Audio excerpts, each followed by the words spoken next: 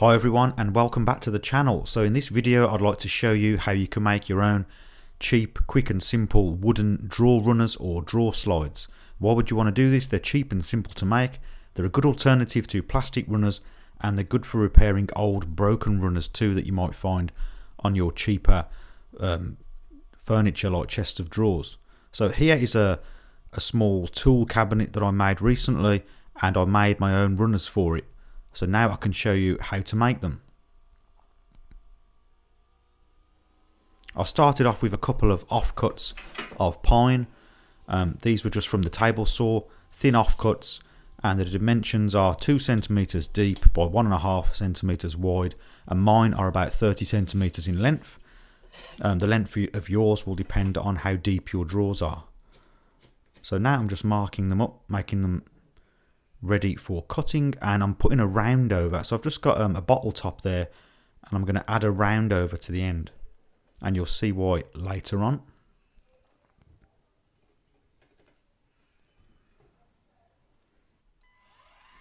So now I can cut down the runners. I think I need 6 in total.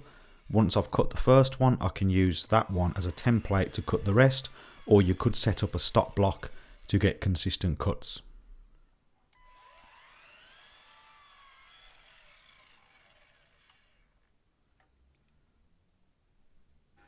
So now I want to round over those ends. I'm going to follow my reference marks that I made earlier, and the idea is to make it easier for the drawers to slide onto these drawer runners, and it will also prevent the wood from chipping or splitting. And I'm also going to sand the top side of the runner, which will make it smoother when the drawer slides on it. For this I'm using a disc sander.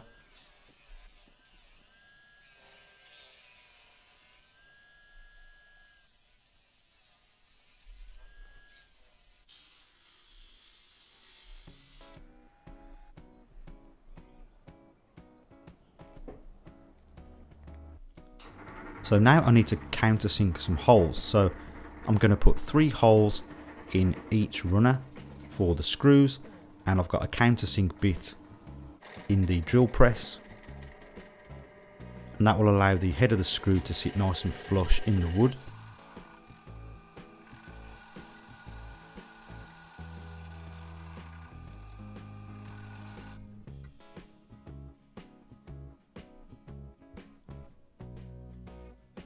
So now to attach these drawer runners to the sides of the cabinet, I'm going to use plenty of wood glue, and to attach them I'm going to be using drywall screws, and it's important that the holes that you make, the clearance holes or pilot holes, are the same if not slightly bigger in diameter.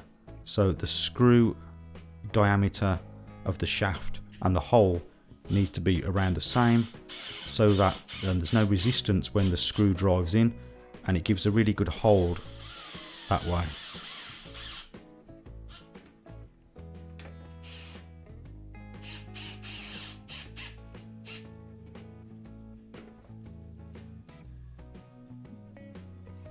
So once the first one was installed, I could wipe off any glue with a cloth and repeat the process. And I'm just using reference lines that I've drawn earlier to help me to guide these into position.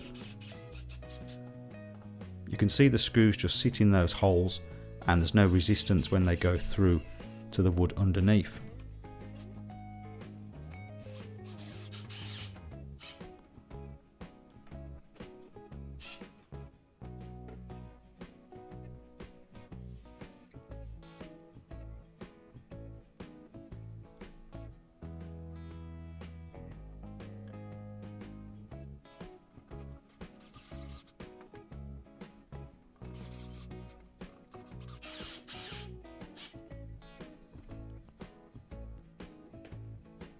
So once the first side was done, I could use a ruler to help me to get the second side consistent with the first, and just add the screws and repeat the process.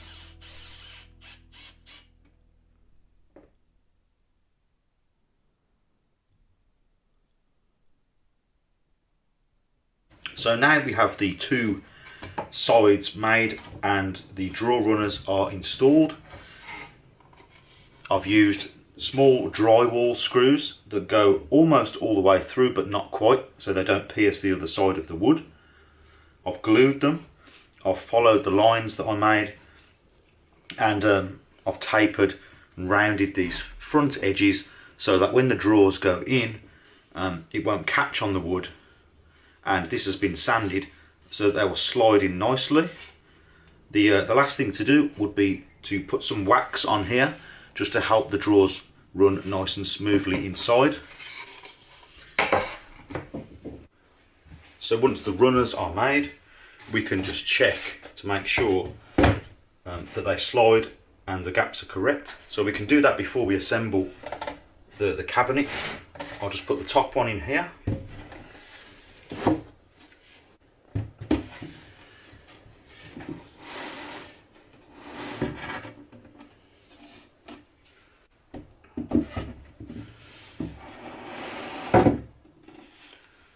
So there's the 3 drawers in on the slides, on the drawer runners, and that's all good.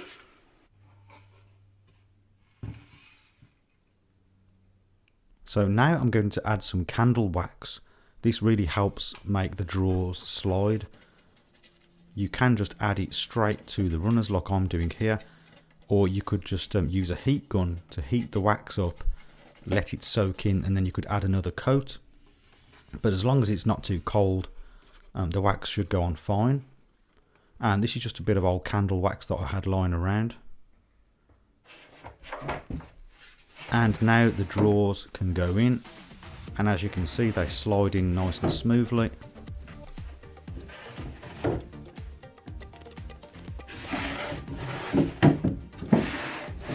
So that is about it for this video.